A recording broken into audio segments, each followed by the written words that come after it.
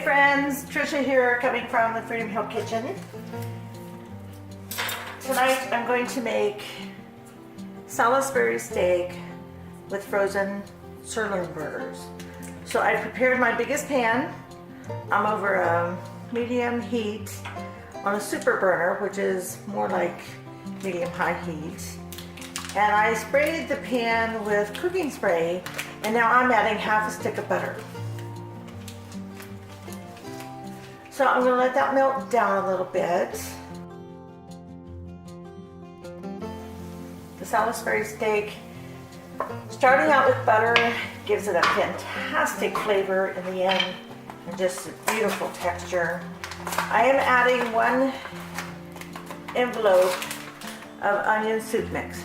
Normally I make my own onion soup mix, but I didn't have any on hand, and I don't know, I just picked this up. So I'm using it from the box. It's just 1 envelope. And I will brown this with the butter. So we'll let that melt down and stir it up a little bit. It gives the gravy a deep, deep flavor. And I'll fry the burgers right in it.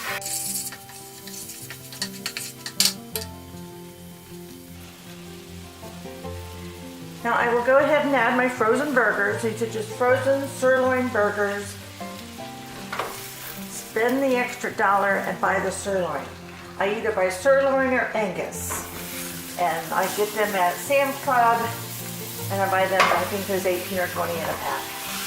And these will just start to cook. These don't have to be stirred around too much at this point.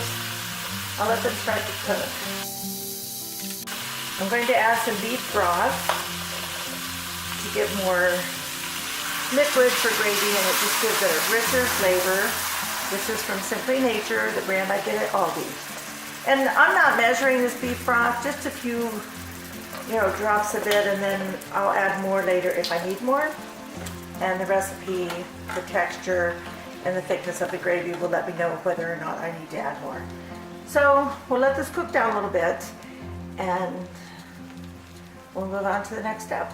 Once these are ready to turn, they do not have to be all the way cooked through. You just want to get them brown on each side. And then flip them over.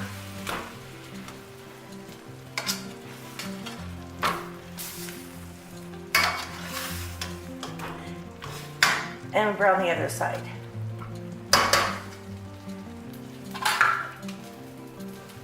I drained a can of mushroom stems and pieces, again, the Aldi brand, and I drained those, and I'm going to add those at this time.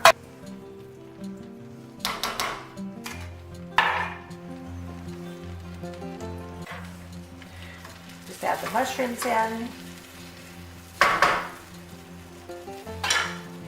and I'm going to add some Liam Perrin Worcestershire sauce.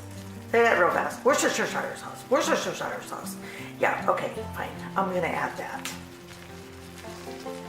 I like to shake it up a little bit first. And I'll just add this around. This adds a tremendous depth and uniqueness to the flavor. Now, I'm going to set everything aside, and I'm going to put a lid on this, and I'm going to turn it down to low to medium low, and I'm going to let it simmer. I'll bring you back when it's time to act. I've got another pot going on the stove, but I'm going to open this and just stir things around a little bit. I want to make sure the burgers get cooked all the way through, and that everything's properly blending.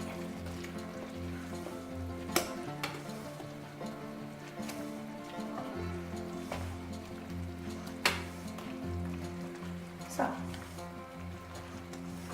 you see how it's making this just really super nice gravy? I'm not going to taste it yet because the meat is still too pink, and so the gravy would have the bacteria in it from the meat. So until it browns thoroughly, I'm going to let it cook. But I stirred it up. I'll keep it on low and let it cook. in my other pot, I have potatoes. And as weird as it is, there's only 3 people home for dinner tonight. Both the boys are working late.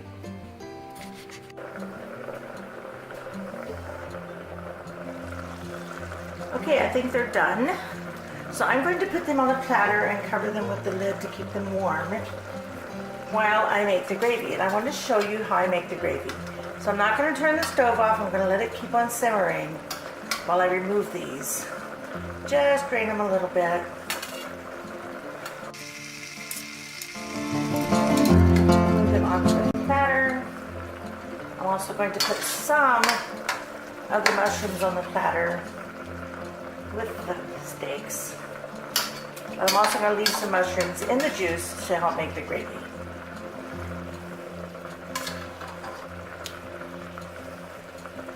So to make the gravy, I have, number one, I'm going to turn the stove up to medium so it boils a little more consistently. I have about 2 tablespoons of flour in this little bowl, and I'm going to add some cold water. Once I add the cold water, I'm going to whisk that together. This is a slurry.